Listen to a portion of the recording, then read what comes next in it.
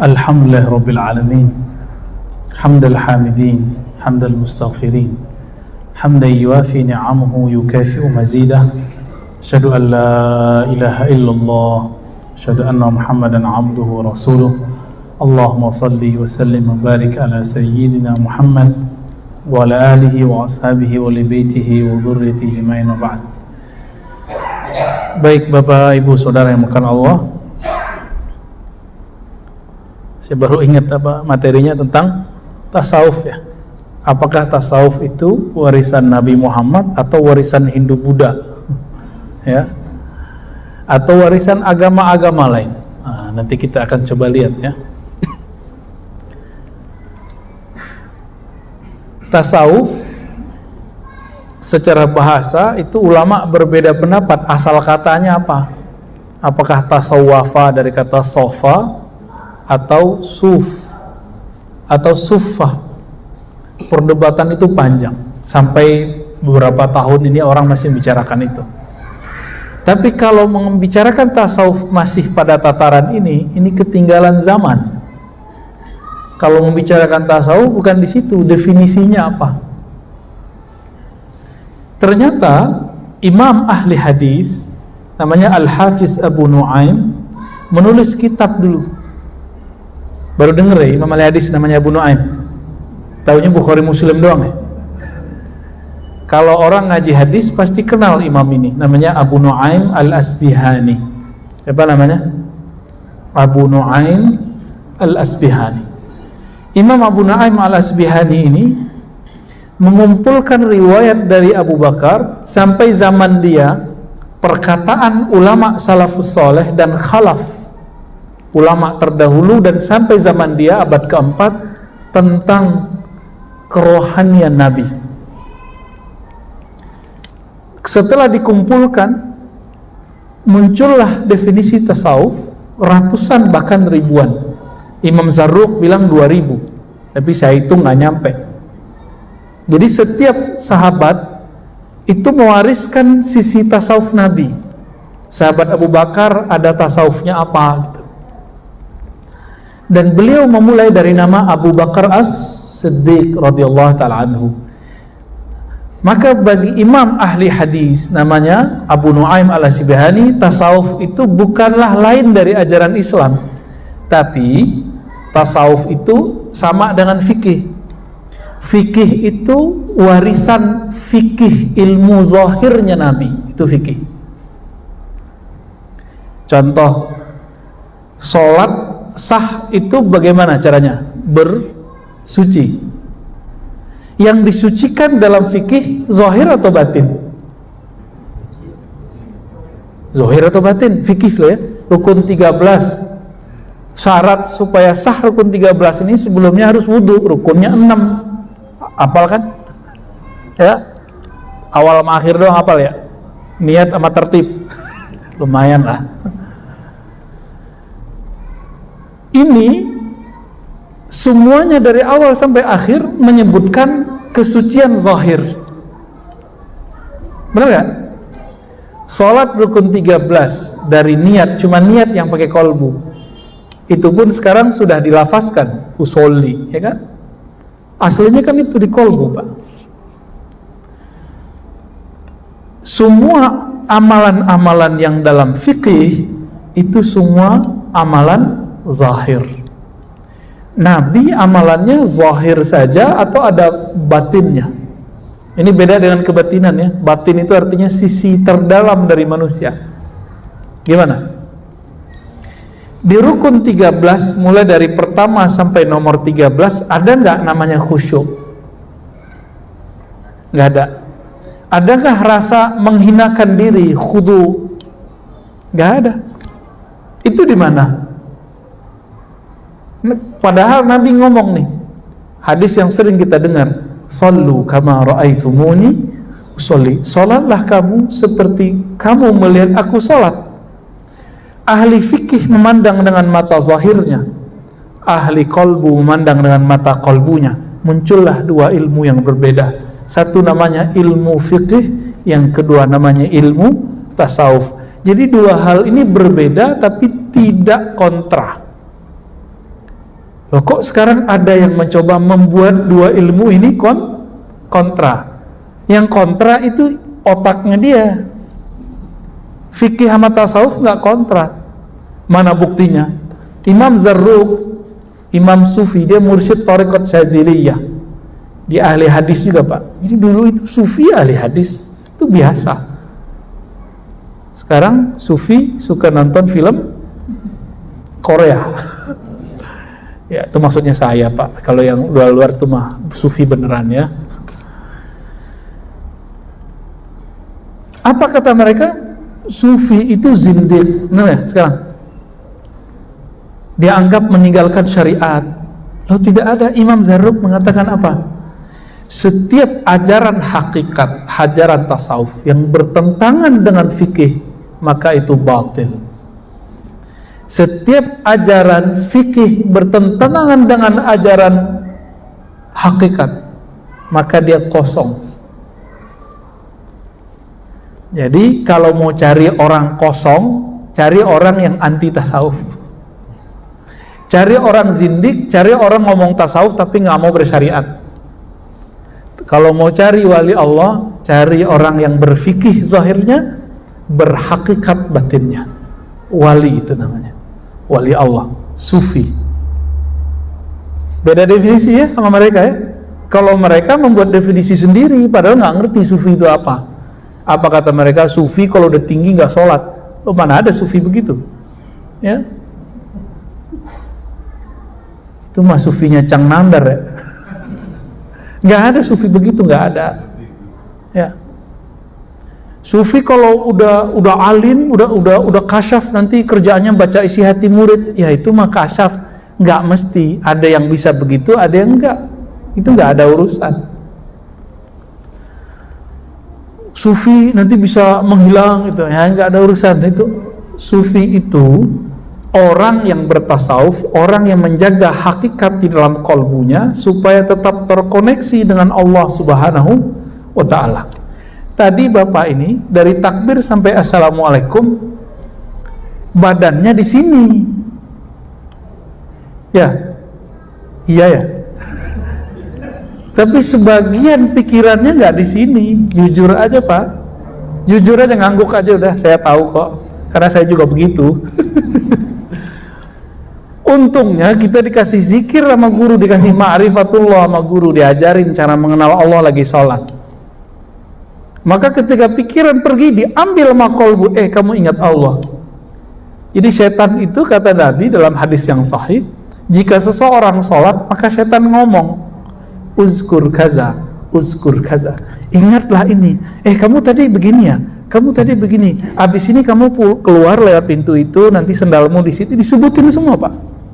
Sampai ke rumahnya, jalan kemana itu disebutin semua. Hebatnya setan tuh. Terus kita asik kan? Tahu-tahu udah amin, loh udah amin aja. Tuh yang senyum-senyum pengalaman sebatu. Tahu-tahu udah ruku gitu ya. Khusyuk apa kusut? Nah tadi pertanyaan siang tadi kita nanya gitu sama orang-orang. Khusyuk apa? Kusut. Saya yakin itu kusut. Para sufi itu mewarisi khusyuknya Nabi. Ahli fikih mewarisi rapinya zahir sholatnya Nabi. Maka seharusnya ini satu paket, zahir dan batin, jangan dipisah-pisah. Jadi kira-kira ini saya belum nyebutin hadis macam-macam, baru hadis sholat aja. Tasawuf bagian dari Islam atau bukan? Ya, bagian dari Islam atau enggak? Warisan Hindu Buddha atau apa? Emang orang Hindu Buddha ada bertorikot?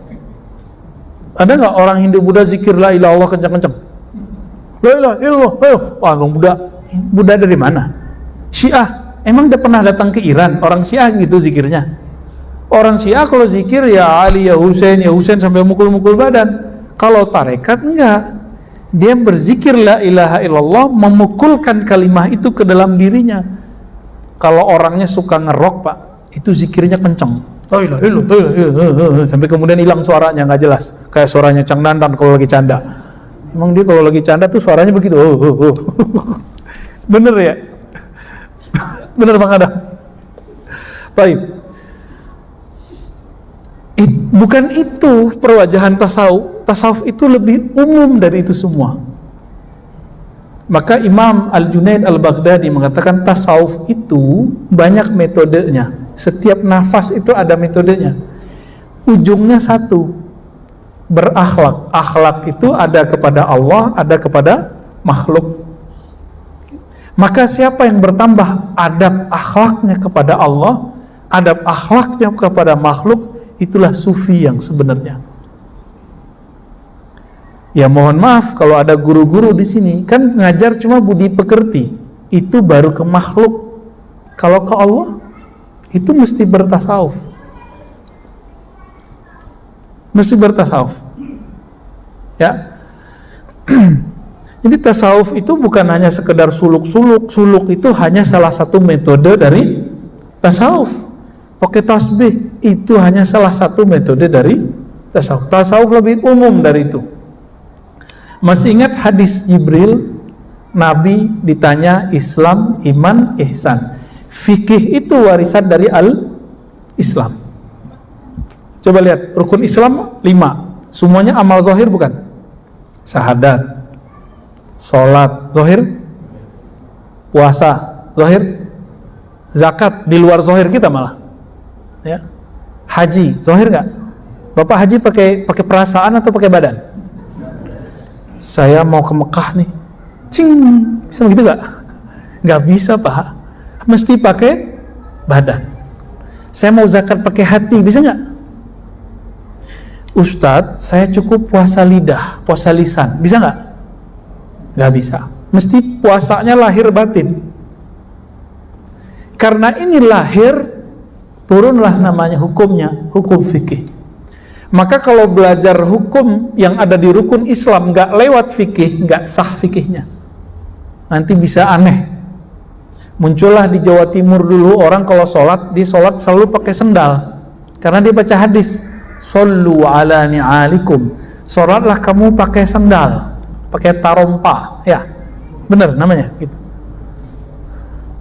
Itu mereka pakai sendal Pak. Jadi aneh nggak? Kenapa? Nggak belajar fikih belajar hukum Islam lewat fikih. Sama, ada orang ingin mengenal Allah, merasakan khusyuk, tapi nggak lewat tasawuf.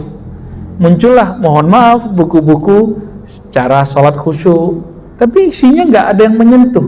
Isinya cuma sampai perenungan, merenungi makna, memahami teks, sampai di situ doang.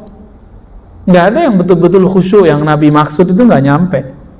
Tanya semua ustadz hari ini, hampir semua mengatakan khusyuk itu memahami bacaan. Mampus Bapak yang nggak bisa bahasa Arab. Ya, menakutkan khusyuk kalau begitu Pak. Pada berhenti sekolah, bukan berhenti sekolah, berhenti sholat. Bapak udah berapa tahun Pak sholat Pak? Dari kecil Pak ya? Udah 60 tahun? Dari dulu belajar bahasa Arab nggak? Enggak. Terus kalau ada ustadz bilang khusyuk itu harus mengerti yang dibaca, Bapak stres nggak mikirin itu? Ya, nggak mungkin itu. Orang Arab Badui itu betul mereka bisa bahasa Arab, tapi bukan berarti mereka bisa ngerti Quran Pak. Mereka sholat aja. Maka Arab Badui itu lagi sholat ada yang meludah, ada yang mainin tangan, ada yang ada cincin diputer-puter kayak anak kecil. Kalau lagi duduk dia mainin pasir. Nabi ngurusin sahabat yang begitu-gitu Pak.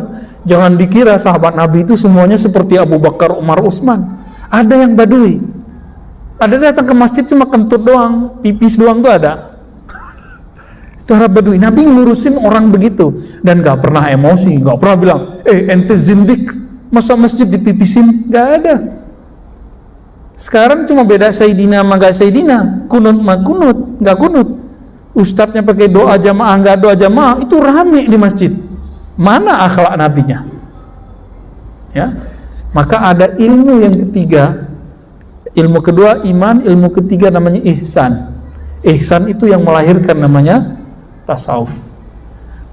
Di fikih ada metode ringkas belajar fikih. Bapak kalau saya suruh pelajari cara sholat, buka Al-Quran, ketemu nggak rukun 13? Nggak. Di situ ada bacaan usoli, ada nggak di Quran?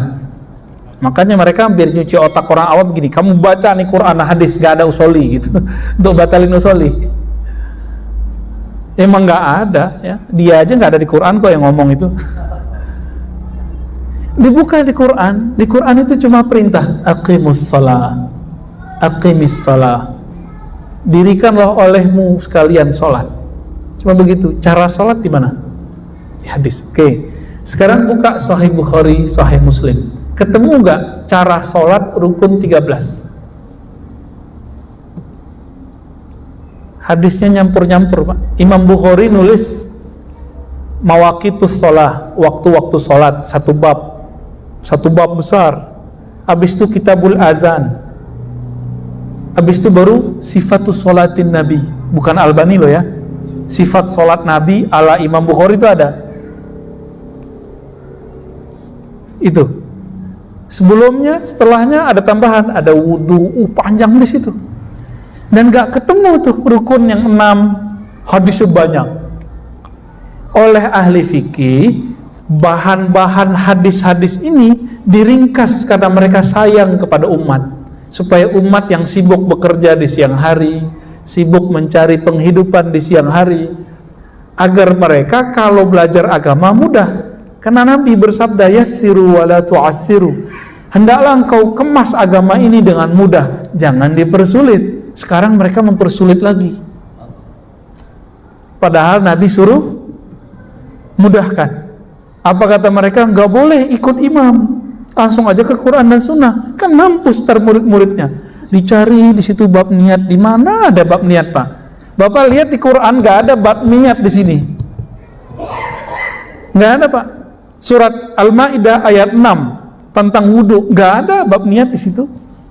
Tapi kalau ahli fikih baca, ketemu dia di bagian mana tersiratnya kata niat. Dibaca hadis tentang niat umum, innamal a'malu bin niat. Tapi kenapa hadis ini dijadikan bahan nomor pertama setiap amalan? Rukun sholat, rukun puasa, rukun haji, pertama pasti niat, ya kan? Padahal tidak ada tuh di ayat puasa, kutiba alaikumusiyam, mana niatnya di situ? Ketemu di hadis, Nabi nggak bilang niat. Nabi mengatakan, malam yubayyit lailan fala siyamalah. Siapa yang tidak tabyid, tabyid itu artinya secara harfiah bayyata yubayyitu, menetapkan, menginapkan, macam-macam ini artinya, ya. Ulama kita mengartikan meniatkan. Maka muncullah bab situ wajib niat puasa. Dari hadis itu maka ulama kita menganjurkan para imam setiap malam mengingatkan umat, watawasau bil haqqi watawasau bis sabri. Tapi sama kawan kita dibid'ahkan lagi, ya enggak? Kan repot begitu. Padahal ini memudahkan umat, seperti dulu Umar memudahkan umat, Imam Syafi'i memudahkan umat, dan itu berkembang terus sampai akhir zaman. Jadi kira-kira kalau kita kembali lagi langsung ke Quran dan Sunnah, itu cara sholatnya nanti jadi amburadur nggak? Pasti amburadur, Pak. Nah, cara belajar fikih itu lewat mazhab. Lalu cara belajar tasawuf pakai apa? Ada namanya metode juga, disebut thariqah. Nah, thariqah ini ada yang formal, ada yang tidak formal. Yang formal itu seperti thariqah Naqsyabandiyah, tarekat Syaziliyah, tarekat Qadiriyah, itu formal. Formal itu gini, kayak sekolah, ada pimpinannya namanya mursyid, ada asisten gurunya namanya khalifah, muqaddam, wakil talqin, ada muridnya namanya salik, ada tempat sekolahnya namanya surau atau tempat khalwat, zawiyah, ribat. Apalagi ada kurikulumnya, maka zikirnya dimulai dari A sampai ke apa gitu. Ya kayak sekolah. Saya mau tanya nih yang sekolah di pesantren, Nabi dulu ngajarin sahabat pakai kitab nggak? Selain Al-Quran, dimulai dari kitab Toharoh nggak? Bab bersuci gitu nggak? Nggak ada. Bid'ah nggak tuh? Kalau ahli fikih boleh buat begitu, kenapa ahli tarekat nggak boleh buat kurikulum zikir? Kok nggak boleh? Nah, maka kalau ahli fikih nggak ngerti ilmu tarekat, nanya dulu, gitu, ya. Maka bapak saudara ikhwan akhwat fillah, apakah tasawuf itu ajaran dari Nabi? Sudah terjawab, itu ajaran dari Nabi. Namun nanti metodenya disusun oleh para ulama sebagaimana ilmu fikih disusun oleh para ulama. Langsung saja ke Quran dan Sunnah. Kita tanya, Quran ini yang nyusun siapa? Ulama sahabat, siapa namanya? Utsman. Ini mushafnya Utsman itu beda loh dengan Ibnu Mas'ud. Beda tipis. Beda lagi dengan mushaf Ibnu Abbas. Ibnu Abbas surat Al-Bara'ah, surat Taubah ada bismillahnya. Tapi suratnya sama. Suratnya, susunannya beda-beda, Pak. Ada mushaf Ali. Itu dimulai dari ayat pertama turun, terakhir adalah ayat terakhir turun. Tapi nggak ada sekarang. Semuanya mereka serahkan kepada Sayyidina Utsman. Mereka udah sepakat, nih biar mudah untuk zaman sekarang. Jadi kalau kembali ke Al-Quran, itu sama dengan kembali ke ulama sahabat. Quran zaman Utsman, udah pernah lihat belum? Belum? Saya pernah lihat, Pak. Quran mushaf, namanya Masahif Utsmani. Bukan mushaf, masahif.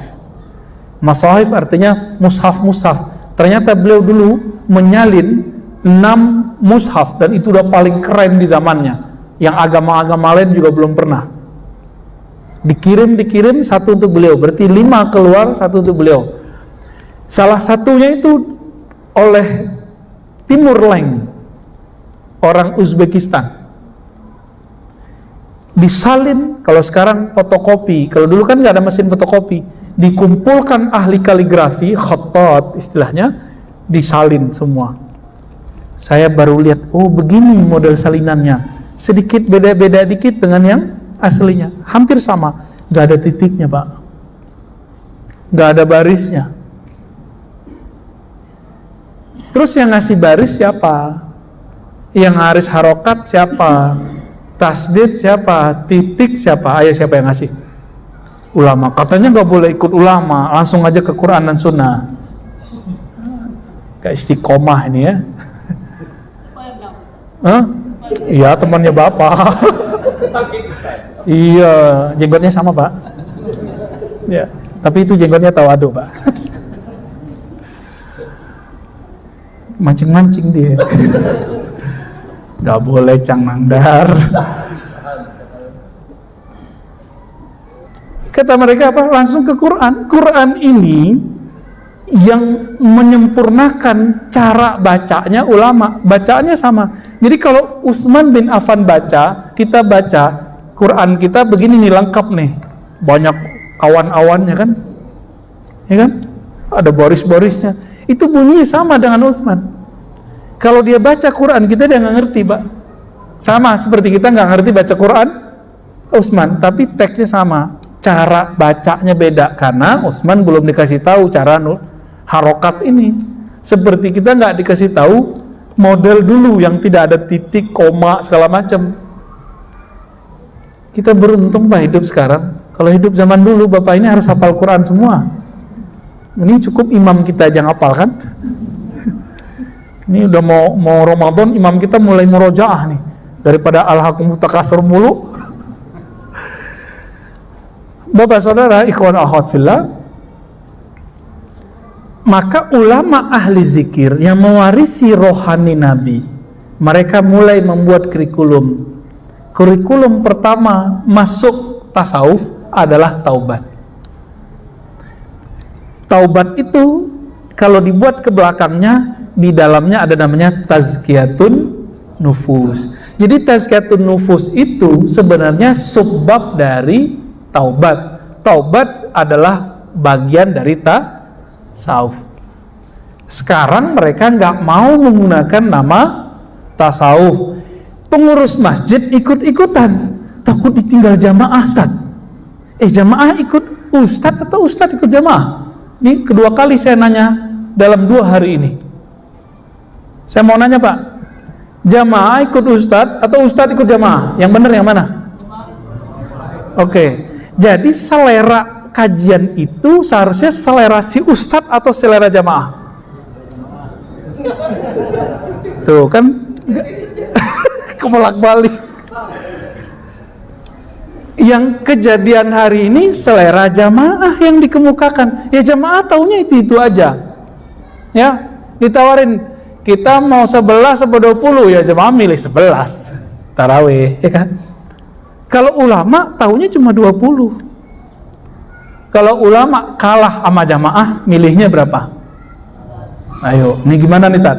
Ini mau 11 atau 20 ntar nih? Yang mikir 20. Waduh, gawat. Tapi 20 di sini ya? Belum? Bapak cari semua kitab fikih yang mu'tabar, nggak ada sholat tarawih 11. Cari aja Pak, tanggung jawab dunia akhirat. Baru belakangan muncul Imam Son'ani, ya, Albani, Mubarakfuri, baru belakangan. Gak ada ulama terdahulu, katanya mazhab Syafi'i. Kunut sih udah bagus. Antum udah kunut kan? Ya, udah kunut ya. Kayaknya mulai terancam nih yang 11 nih. Ya, ntar ngomong lagi, Tat, aneh belum lahir udah 11 rakaat. Emang itu dalil? Sejak kapan? Saya belum lahir di masjid udah 11 rakaat, emang itu dalil? Kan enggak konsisten orang-orang ini. Banyaklah masalah kita Pak. Ini kita cuci-cuci, bongkar-bongkar ini, ya. Siap dibongkar? Hah? Bongkar katanya. Mari kita bongkar. Bapak saudara makar Allah, ulama ahli rohani ini karena dia mengerti dalil, dia mengerti metode, dimulailah bab tadi apa? Bab taubah. Itu beda loh Pak. Ahli fikih baca astagfirullah beda dengan ahli kolbu, ahli tasawuf baca astagfirullah. Beda. Ahli fikih baca la ilaha illallah beda jika ahli kolbu baca la ilaha illallah. Dalilnya mana lagi nih? Baca la ilaha aja Tat, nggak usah aneh-aneh kan gitu. Orang awam takut gila, katanya bertasawuf jadi gila. Tuh berhasil antum kecuci otaknya. Ya, itu kan yang ngomong begitu fitnatud dajjal itu. Mau belajar tasawuf jadi gila. Itu fitnatud dajjal itu Pak. Karena dajjal tahu orang kalau bertasawuf itu mati nggak takut. Jihad langsung berani Pak orang kalau udah bertasawuf. Karena nama Allah sudah terpatri di kolbunya. Jika Allah memanggil jihad yang sahih lah ya, bukan jihad-jihadan, bukan jihad jahat, jihad yang asli, itu dia akan menjawab. Tapi kalau jihadnya pakai hawa nafsu, dia nggak akan pernah menjawab. Maka dulu sahabat-sahabat nanya, wahai Rasulullah, ini kami ada yang jihad membela si fulan, membela kelompok, membela partai, membela suku, membela marwah. Apa kata Nabi? Jihad itu bukan itu. Jihad itu kamu berjuang li'ilahi kalimatillahi hiyal ulya. Hadis Sahih Muslim. Untuk mengangkat nama Allah yang tinggi. Di dirinya nama Allah belum tinggi. Bagaimana dia mau berjihad di luar? Nanti sama nasi bungkusnya kalah. Cang Nangder ya? Jadi jihad-jihadnya orang hari ini, lapar aja mati jihadnya. Semangat jihadnya cuma karena amplop 50.000, 10.000, mampus dia. Tersinggung dikit di masjid, mundur. Logo nggak muncul, tengkar. Jihad apaan antum? Ya, jihad apaan itu? Itu namanya memperjuangkan kepentingan kelompok, bukan meninggikan kalimah Allah. Kalau sudah ada kalimah Allah, yang lain kecil nggak? Waladzikrullahi akbar. Sungguh menyebut nama Allah itulah yang paling besar, yang lain hilang. Maka di masjid ini nggak boleh ada bendera selain bendera Allah dan Rasulullah. Nggak ada bendera-bendera apa-apa. Tapi kalau ada orang punya bendera sholat di sini boleh nggak? Buat acara di sini boleh, jika masih sesuai dengan akidah yang ahli sunnah, yang moderat. Kira-kira begitu Pak. Saya ngomong begini takut nggak Pak? Antum senang ya? Aneh jadi tumbal ya?